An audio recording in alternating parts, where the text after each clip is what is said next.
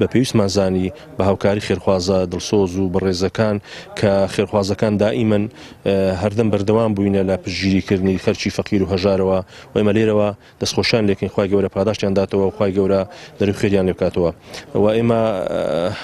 بڕی نەفتەکەمان 4400 لیترە بەشی تقریبا 105 ماڵی کردیەوە لێرەوە خوای گەورە پاداشتیان داتەوە و دەستخۆشیان لێ یەکەین و ئێمە لە ڕابردووش پرۆژەمان هەبووینە پرۆژەی خێرخوازی بەردەوام بووینە لە ساڵی ڕابردووش بەردەوام بووینە لەگەر هاوڵاتیانی خۆمان لەگەر فەقیرەکانی خۆمان پشتگیریمان کردینە بە هاوکاری خێرخوازانەوە و ئێمە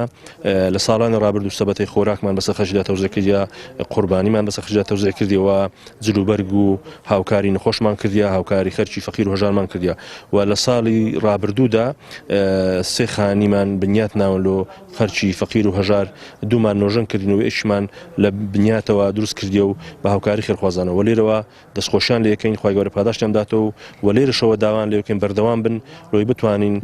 زیاتر دڵی خەرچی فەقیر و هەژار خۆشکەین خوای گەورە پاداشتیان دات دەستان خۆش بن سەرکەوتو بن ئینشاءالله. بسم الله الرحمن الرحیم. پێشەچی بە خێرهاتنی کەناڵی پەیامەکەین